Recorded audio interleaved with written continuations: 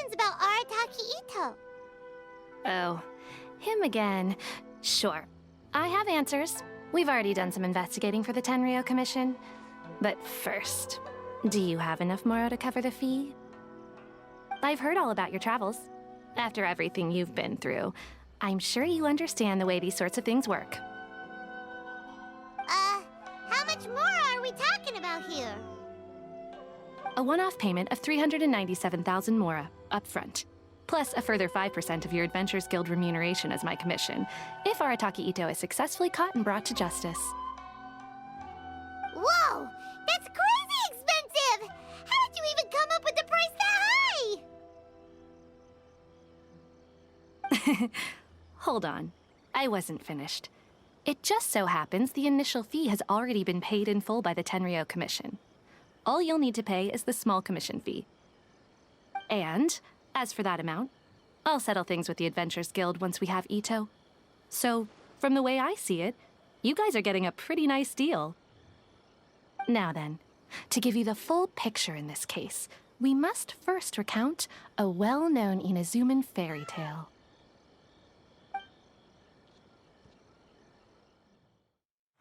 A long, long time ago, in a village lost to time, there lived a Crimson Oni and a Blue Oni. They were the best of friends. The Crimson Oni looked fierce, but was gentle like the humans. The Blue Oni looked human, but was reclusive, like an Oni. The Crimson Oni wished to befriend the humans, but they were scared and threw beans at him whenever he came near.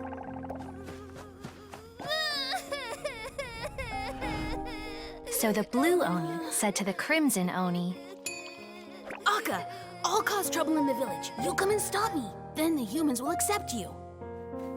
As planned, the Crimson Oni chased the Blue Oni away.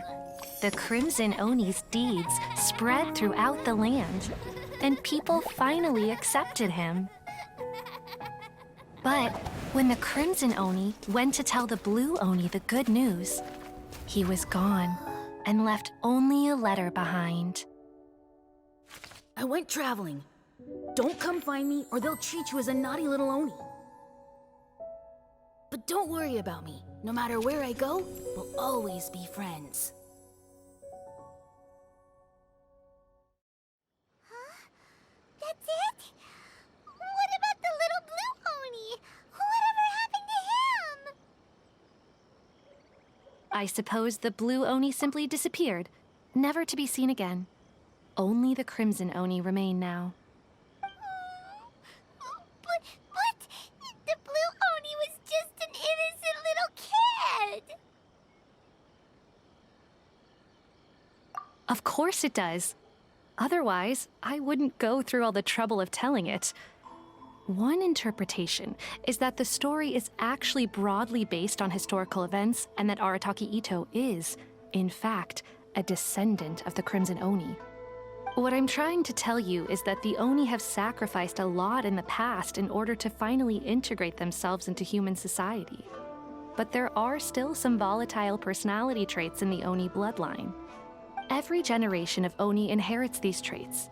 So while Arataki Ito has never been known to commit a wrongful act in the past, can we ever completely rule out the possibility of him one day allowing this side of him to take over? But how could he do that? After the Blue Oni's sacrifice? That would be such a betrayal! That's a very old story. Nobody knows how long it's been since the Blue Oni disappeared. We can only assume that they have long since died out, in which case, it would be quite a stretch to say it still counts as a betrayal at this point. Besides, the suspect has already confessed. What is there left to discuss? According to my investigation, he was headed southwest. I would bet he's already made it to Yashiori Island by now. The Tenryou Commission is unable to enter territory controlled by Sangonomiya troops. No doubt that's the reason Arataki Ito chose to flee in that direction. Don't mention it. I'm just doing my duty. Wait! Paimon still has a question. If Arataki Ito has given in to his bad side, won't that mean he's extra mean and violent now? I could only assume so. Judging from his previous bouts, he is a skilled fighter with a lot of brute strength. Whether or not you'll be able to handle him, that I do not know. Okay, but what's up with people throwing beans at Oni? What use is that? Ah, yes. Now that you mention it, I seem to recall that Arataki Ito is allergic to beans. In fact, all Oni will avoid beans, but especially Ito. I heard that just touching a bean is enough to incapacitate him. If you could weaken him a bit by triggering his allergies, perhaps you'd have better luck subduing him.